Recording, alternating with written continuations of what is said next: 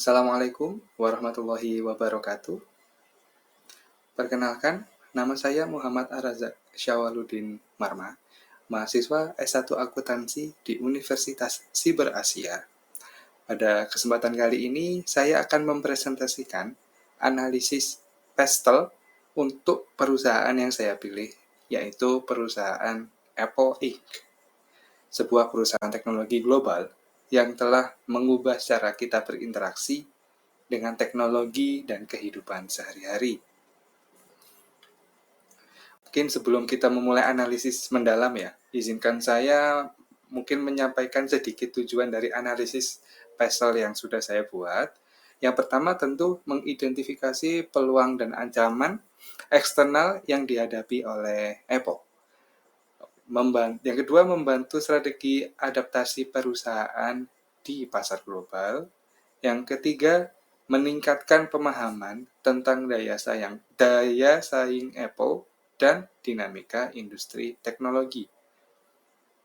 Dengan memahami ketiga tujuan ini, kita dapat lebih baik mengevaluasi bagaimana Apple, perusahaan besar ini, menghadapi berbagai faktor, terutama faktor eksternal yang mempengaruhi bisnisnya.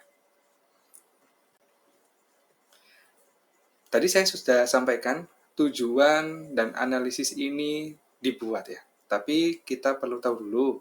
Yang pertama, why Apple and why PESTEL? Is there any facts that I didn't know about them? The first thing is why Apple. Setidaknya ada tiga key point yang saya jadikan alasan. Kenapa Apple? Kenapa yang saya pilih ini Apple? Yang pertama tentu inovator teknologi global. Siapa sih yang nggak tahu Apple sekarang? Apple adalah perusahaan teknologi pertama yang mencapai valuasi 3 triliun dolar Amerika pada tahun 2022. Membuktikan dampak luar biasanya dalam industri teknologi global. Kemudian yang kedua, Apple ini sebagai pionir transformasi digital seluruh dunia. Bahkan sejarah umat manusia menurut saya adalah pionirnya salah satunya adalah Apple. Sejak peluncuran iPhone pertama di tahun 2007, Apple ini sudah mengubah cara 2 miliar pengguna aktif berinteraksi dengan teknologi sehari-hari. Kemudian yang ketiga tentunya sebuah ekosistem yang dibuat Apple ini menurut saya satu dari sekian banyak yang sangat-sangat sempurna dalam integrasinya. Dengan lebih dari 1,8 miliar perangkat Apple aktif secara global hingga saat ini, perusahaan ini menciptakan standar baru dalam integrasi hardware, software, dan layanan. Kemudian, why? PESTEL. Kenapa PESTEL ini penting buat Apple ya? Ada 3 juga menurut saya. Yang pertama, kompleksitas pasar global, yang tentu saja bagi Apple ini sebuah perusahaan teknologi multinasional. Apple beroperasi di berbagai negara dalam kondisi makro-mikro pasar yang berbeda-beda, membutuhkan pemahaman mendalam tentang faktor eksternal di setiap pasar. Yang kedua juga perubahan regulasi dunia yang sangat cepat, terutama regulasi di bidang digital ya. Industri teknologi menghadapi perubahan regulasi yang dinamis dari privasi, data, hingga praktik monopoli bisa jadi. Memerlukan analisis yang sangat-sangat komprehensif dan antisipasi dan adaptif bagi Apple. Kemudian yang ketiga, inovasi berkelanjutan. Untuk mempertahankan posisi sebagai pemimpin inovasi di bidang teknologi, Apple juga perlu memahami tren teknologi yang dinamis dan keadaan sosial yang dapat mempengaruhi arah pengembangan produk. Kemudian mungkin sedikit ini ya,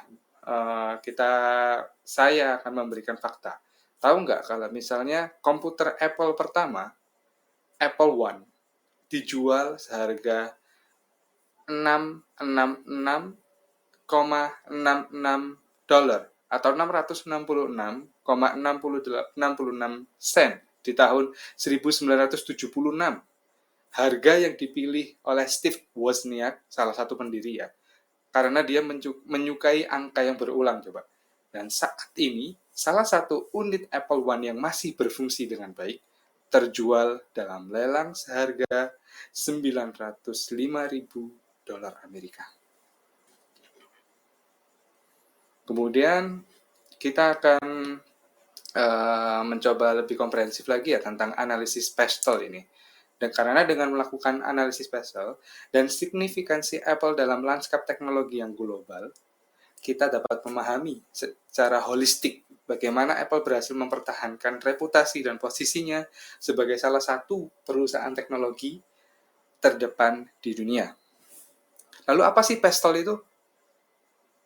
Mungkin bahasa Indonesianya itu pastel ya. Kalau bahasa Inggris kan pestle, beda di akhirnya aja. Tapi sebenarnya sama. Itu alat perencanaan strategis yang digunakan untuk mengevaluasi faktor-faktor eksternal yang dapat mempengaruhi kinerja bisnis suatu organisasi. Jadi mungkin ada faktor eksternal yang secara langsung itu dapat mempengaruhi kondisi bisnis suatu organisasi, terutama organisasi yang gede ini ya. Pestel sendiri ini akronim dari 5 poin analisis. Yang pertama political, economic, social, technological, environmental, dan legal. Mari kita mulai analisis faktor-faktor eksternal yang mempengaruhi kesuksesan berkelanjutan suatu perusahaan. Kita dimulai dari yang pertama, yaitu aspek yang menurut saya krusial, yaitu aspek political. Political factors atau faktor-faktor politik. Dalam hal ini, Apple juga menghadapi berbagai tantangan politik. Yang pertama adalah perang dagang internasional yang menjadi tantangan besar dan serius bagi Apple. Ketegangan ini juga tidak hanya mempengaruhi biaya produksi iPhone dan iPad atau produk Apple secara keseluruhan, tapi juga mendorong Apple untuk melakukan strategi relokasi sebagian fasilitas produksinya ke negara-negara di luar tempat dia berdiri, yaitu Amerika Serikat, seperti ke India dan Vietnam pada akhir-akhir ini. Langkah ini membuktikan adaptasi Apple dalam menghadapi dinamika politik global. Karena tentu tidak mudah dong, produk asing mendirikan sebuah perusahaan yang memperkaya perusahaan asing tersebut secara benar-benar signifikan. Itu tentunya perlu teknik politik yang sangat-sangat lihai. Kemudian yang kedua, regulasi privasi data juga semakin ketat, seperti di GDPR di Eropa dan CCPA di California, telah mendorong Apple untuk menjadi pionir dalam pelindungan data pengguna. Siapa sih yang nggak tahu sekarang security Apple itu sangat-sangat aman. Bahkan ada mungkin kayak guyonan ya, maling rela membobol bank daripada membobol sebuah handphone Apple. Karena menurut dia, bank lebih rentan dan mudah bagi maling daripada membobol sebuah produk iPhone sekecil itu. Di sini, perusahaan Apple juga sudah mengimplementasikan fitur-fitur inovatif seperti app tracking, transparency, dan private relay yang tidak hanya memenuhi regulasi, tapi juga menjadi keunggulan yang sangat-sangat kompetitif dalam hal privasi pengguna. Kemudian yang ketiga, kebijakan perdagangan internasional yang dinamis dan telah mempengaruhi strategi ekspansi global Apple secara signifikan. Perusahaan harus bermanuver nih dengan cermat dan dalam mengelola tarif impor, perizinan, regulasi di lokal di berbagai negara. Namun Apple juga berhasil memanfaatkan situasi ini dengan membuka Apple Store di lokasi-lokasi strategis dan mengembangkan kemitraan lokal yang menguntungkan. Dalam hal ini, Apple Store terdekat ada di Singapura kalau di Asia Tenggara. Di Malaysia juga dengarnya udah mau dibangun sepertinya. Lalu kita lanjut yang kedua. Kompleksitas faktor-faktor politik tadi kita kesampingkan dulu. Tentu perusahaan gede ini kan tidak lepas dari yang namanya ekonomi ya. Karena mungkin di bidang ekonomi juga yang membuat mereka ini semakin gede juga. Dalam lingkungan ekonomi yang dinamis, Apple juga menghadapi beberapa faktor kritis. Yang pertama, fluktuasi nilai tukar global yang sangat-sangat dinamis. Sebagai perusahaan multinasional, Apple menghadapi tantangan signifikan dari fluktuasi mata uang internasional. Ketika dolar AS menguat, Amerika Serikat ya, pendapatan dari internasional dapat berkurang saat dikonversi. Apple juga mengatasi ini dengan strategi hedging mata uang namanya, atau penyesuaian harga regional yang sangat-sangat detail dan cermat sehingga tetap bisa bersaing dalam masalah ekonomi. Tentunya yang kedua juga tekanan inflasi global. Dalam menghadapi inflasi global, Apple mengalami tantangan karena produknya yang premium. Karena bahkan HP yang paling murah pun atau gawai yang paling murah itu bagi kalangan masyarakat itu barang yang premium.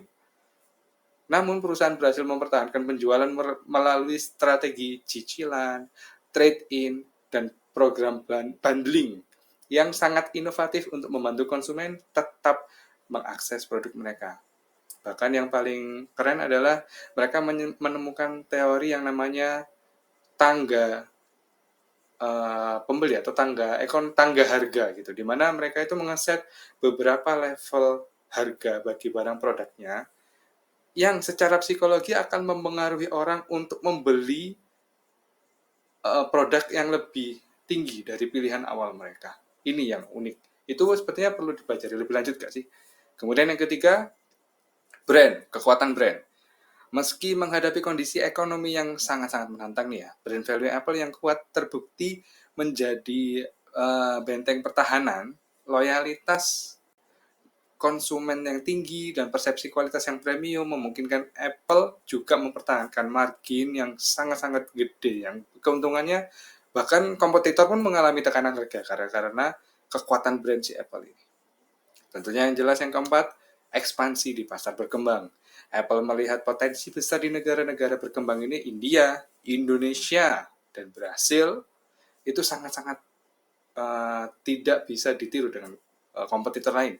Strategi penetrasi pasar melalui Apple Store baru, kemitraan dengan retailer lokal, ya kayak iBox itu mungkin di kita ya, dan penyesuaian layanan sesuai kebutuhan lokal telah membuka peluang yang sangat-sangat menjanjikan. Kemudian kita masuk lagi ke faktor ketiga yaitu social.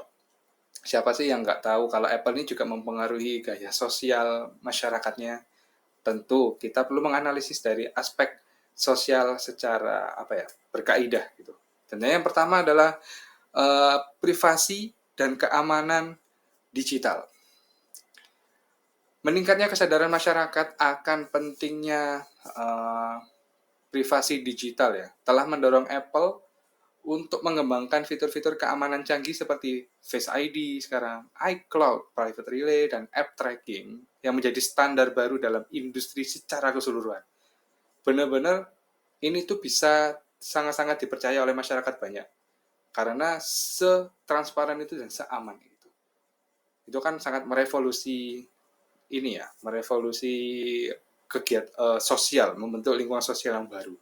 Kemudian yang kedua adalah revolusi work from home.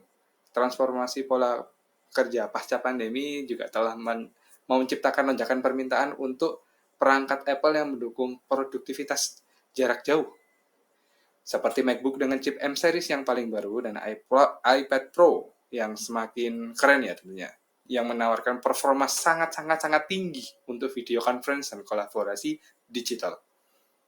Tentunya semua ini tidak lepas dengan integrated digital ecosystem, yang mana tren gaya hidup yang semakin terhubung dan mendorong Apple untuk memperluas lini produknya, mulai dari Apple Watch, AirPods, handphonenya iPhone, iPad hingga MacBook, bahkan seperti speaker pun itu menciptakan ekosistem yang sangat-sangat seamless dan personal bagi setiap usernya.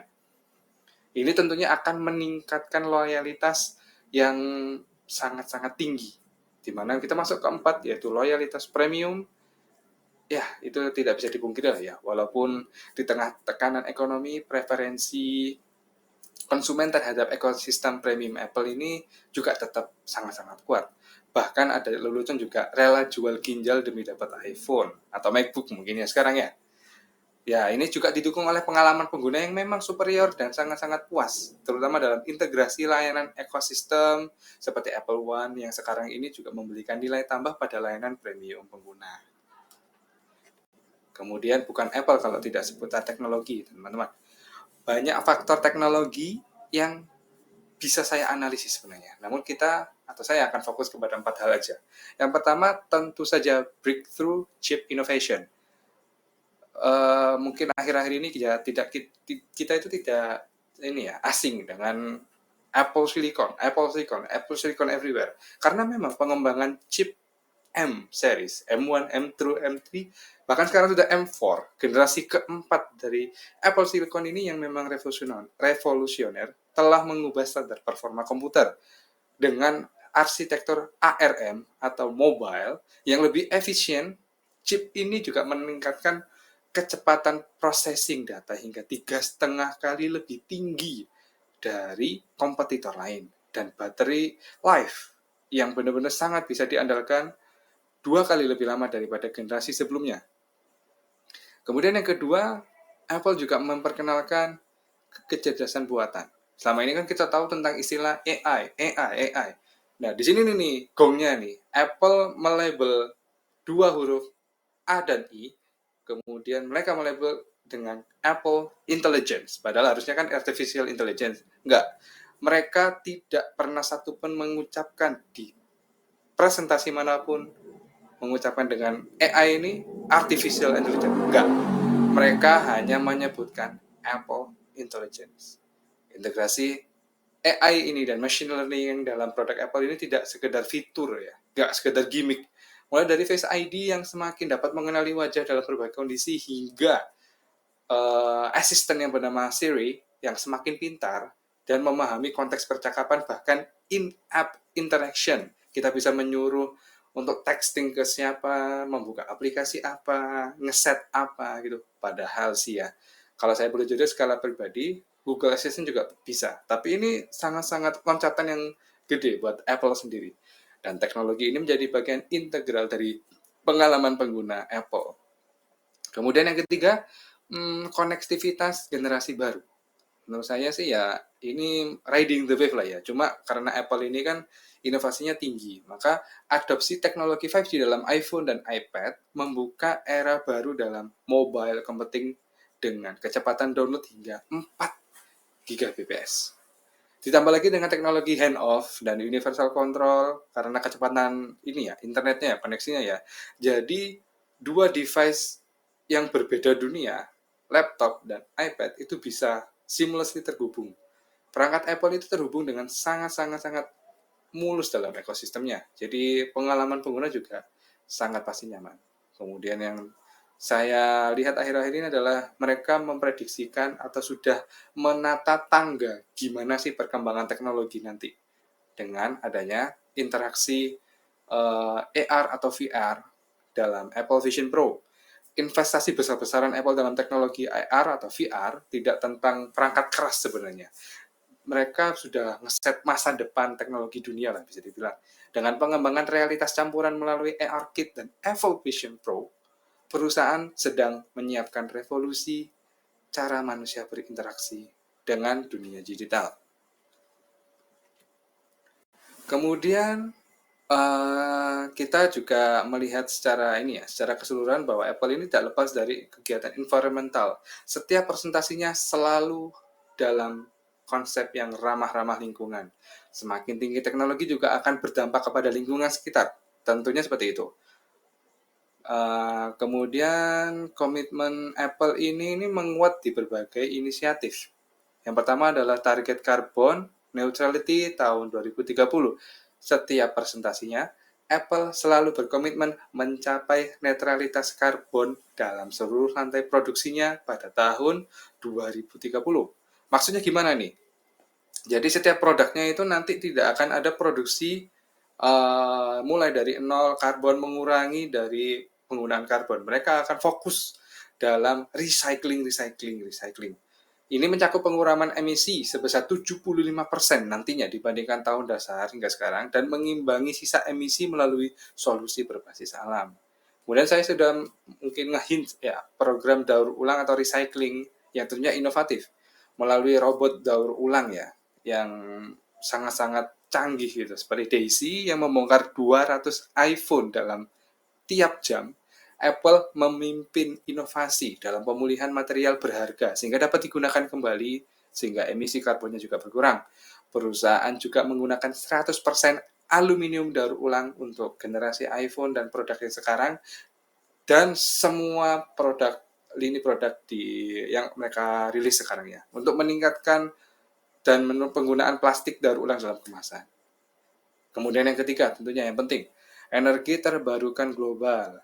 Seluruh fasilitas Apple di 44 negara kini beroperasi dalam energi 100% terbarukan.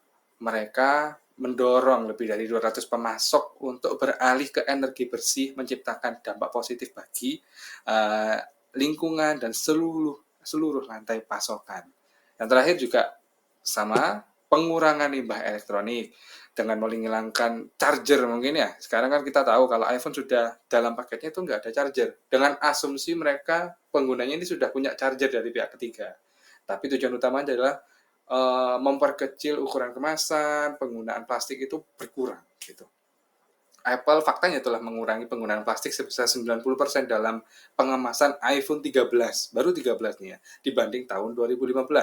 Program Apple Trade-in atau menukar produk Apple untuk ditukar dengan Apple yang baru juga membantu memperpanjang masa pakai perangkat dan mengurangi limbah elektronik. Oke, ini kan perusahaan gede nih ya, pasti nggak jauh juga dalam legal. Urusan legalitas ini penting. Sebagai mega perusahaan yang turut andil dalam keempat faktor tadi, ranah legal juga penting untuk dianalisis. Beberapa tantangan juga pernah dialami oleh Apple, bahkan sedang dialami. Yang pertama, tuntutan anti monopoli global. Apple mengalami atau menghadapi tekanan regulasi terkait praktek App Store, termasuk komisi 30% dan kebijakan in-app purchase. Dan semua hal ini lingkupnya adalah monopoli global. Mungkin contoh realnya adalah terkait semua gawai handphone Apple ya. Pada saat ini kan memang sudah pakai Type-C. Sebelumnya kan mereka hanya menggunakan kabel Lightning. Di situ mereka secara tidak langsung bilang bahwa produk saya hanya bisa menggunakan charger dari yang saya bikin. Itu kan sudah terkesan monopoli itu. Walaupun sekarang sudah pakai Type-C, mereka juga hanya menyediakan fitur fast charging hanya menggunakan kabel Type-C yang sudah ada lisensi MFA atau Made for Apple. Di situ mereka untuk pihak ketiga yang ingin pakai MFA lisensinya mereka harus bayar lebih sehingga kabel third party juga terasa sedikit lebih mahal kali ya sekarang. Kemudian yang kedua, regulasi digital yang dinamis. Perusahaan harus beradaptasi dengan peraturan digital yang berbeda di setiap negara, dari GDPR di Eropa hingga UU Perlindungan Data Personal di Indonesia pun. Apple terus menyesuaikan layanan dan kebijakannya untuk memenuhi standar dan regulasi lokal, sambil mempertahankan konsistensi pengalaman pengguna global. Yang ketiga adalah perlindungan kekayaan intelektual dengan ribuan paten ya dan desain terdaftar. Apple itu aktif melindungi inovasinya dalam litigasi paten dan merek dagang biar tidak dipakai sama orang lain. Sehingga brandnya yang bisa dilihat sekarang adalah think different. Perusahaan juga menghadapi tantangan dalam memerangi produk palsu dan pelanggaran hak cipta, terutama di pasar-pasar di negara berkembang. Tahu sendiri ya gimana. Kemudian yang keempat adalah kepatuhan tenaga kerja. Sebagai perusahaan global dengan jaringan pemasok yang super sangat luas, Apple harus memastikan kepatuhan terhadap standar ketenaga kerjaan di berbagai negara. Ini mencakup audit rutin fasilitas manufaktur, implementasi standar kesejahteraan pekerja, dan respon terhadap tuntutan peningkatan kondisi kerja di seluruh rantai pasokan. Kasus terbaru di akhir-akhir ini adalah Apple versus Indonesia. Hingga presentasi ini dibuat, Indonesia melarang Apple menjual produk terbaru mereka yaitu iPhone 16. Kenapa? Karena Indonesia punya aturan tersendiri terkait komponen ya TKDN itu harus minimal 40% komponen dari produk itu harus diproduksi di Indonesia. Jadi mungkin itu adalah bentuk dari kepatuhan ketenaga kerjaan tadi ya. Mungkin juga Apple perlu mempertimbangkan ini karena walaupun secara faktanya Indonesia menyumbang 2% ini ya kekayaan, namun kan yang dialami ini adalah Indonesia nih. Indonesia itu negara keempat terbesar, terbanyak populasinya di seluruh dunia, sehingga 2% ini cukup signifikan bagi Apple. Seharusnya Apple bisa mempertimbangkan ini. Nah, kita sudah membahas keenam tadi, 6 poin-poin analisis. Apa saja yang kita sudah bahas? Mari kita analis ini ya, recap ya. Kunci-kunci analisis. Yang pertama tadi politics. Di bidang politik, Apple menunjukkan ketangguhan luar biasa dalam menghadapi tensi geopolitik global. Perusahaan juga berhasil mengelola hubungan kompleks dengan berbagai pemerintahan, dari negosiasi tarif hingga kepatuhan regulasi, sambil tetap mempertahankan standar operasional tinggi di seluruh dunia. Kemudian yang kedua, ekonomi. Meski menghadapi tekanan inflasi global, Apple membuktikan kekuatan modelnya dengan mempertahankan margin premium. Strategi inovatif seperti program trade-in dan layanan berlangganan membantu konsumen tetap dapat mengakses produk berkualitas tinggi. Kemudian yang ketiga, sosial. Kemampuan adaptasi Apple terhadap perubahan perilaku konsumen sangat-sangat mengesankan. Perusahaan tidak hanya merespon tren work from home, ya, tapi juga memimpin revolusi secara keseluruhan dalam privasi digital dan pengalaman pengguna yang sangat-sangat terintegrasi. Lalu yang ketiga, teknologi. Inovasi menjadi DNA ya. Apple-nya ini punya DNA inovasi teknologi. Terbukti dari terobosan seperti Apple Silicon Chip, Chip M Series, dan teknologi AR VR yang sudah baru-baru diluncurkan. Setiap peluncuran produk baru menunjukkan komitmen untuk mendorong batas-batas teknologi sambil mempertahankan kemudahan penggunaan. Yang keempat adalah environmental, yaitu mungkin kita bisa bilang visi keberlanjutan Apple melampaui sekadar slogan dan target netralitas karbon di tahun 2030 karena sudah berjalan ya. Kemudian yang ada program daur ulang inovatif dan penggunaan energi terbarukan 100%. Perusahaan memimpin industri dalam aksi lingkungan yang nyata. Yang terakhir adalah legal. Di tengah-tengah regulasi yang sangat-sangat kompleks, Apple menunjukkan fleksibilitas dan ketegasan.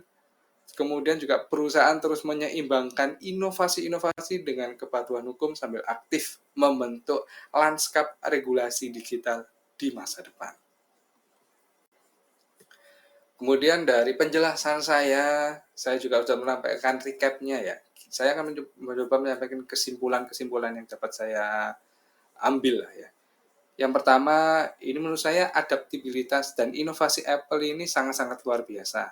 Apple juga menunjukkan kemampuan yang luar biasa dalam beradaptasi di lingkungan perubahan eksternal, sambil terus mendorong inovasi di bidang teknologi. Hal ini terlihat dari respon dari tantangan geopolitik, transformasi digital pasca pandemi, dan pengembangan teknologi berkelanjutan. Kemudian yang kedua adalah keberlanjutan dan tanggung jawab perusahaan Apple. Komitmen Apple terhadap keberlanjutan lingkungan dan tanggung jawab sosial dapat menjadi role model bagi seluruh teknologi industri. Target netralitas karbon 2030, program daur ulang inovatif, dan fokus pada privasi pengguna menunjukkan pendekatan holistik terhadap keberlanjutan bisnis. Yang terakhir tentunya ketahanan model bisnis Apple. Meski menghadapi berbagai tantangan dari aspek politik, ekonomi, dan regulasi, model bisnis premium Apple juga tetap tangguh. Kemampuan perusahaan mempertahankan margin tinggi sambil investasi ke dalam inovasi dan keberlanjutan ini membuktikan kekuatan fundamental yang sangat luar biasa di bisnisnya. Kemudian saya juga akan menyampaikan saran untuk Apple, mungkin dari analisis ini ya. Tentunya yang pertama adalah diversifikasi rantai pasokan. Apple perlu mempercepat diversifikasi rantai pasokan ke berbagai negara untuk mengurangi ketergantungan pada suatu wilayah dan memitigasi risiko geopolitik. Ekspansi ke negara-negara seperti India, Vietnam, bahkan Indonesia juga dapat memberikan fleksibilitas yang lebih besar dalam hal operasional. Kemudian yang kedua adalah penguatan inisiatif keberlanjutan. Meskipun sudah memiliki program yang berkelanjutan yang sangat kuat, Apple dapat meningkatkan investasi dan penelitian material ramah lingkungan dan teknologi daur ulang.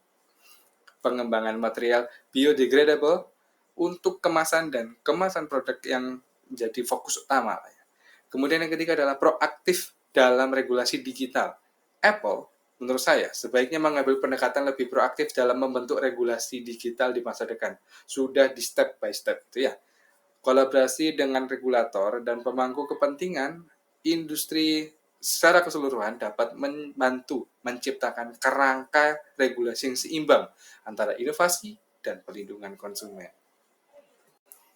Demikianlah analisis Pestel untuk Apple Corporation ya, yang setelah saya paparkan dari faktor politik hingga legal, kita dapat melihat bagaimana Apple ini terus beradaptasi dan berinovasi menghadapi tantangan global.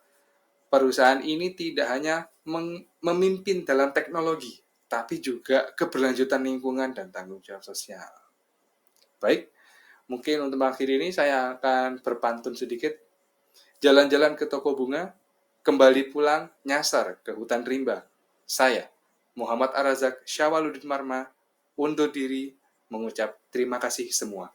Wassalamualaikum warahmatullahi wabarakatuh.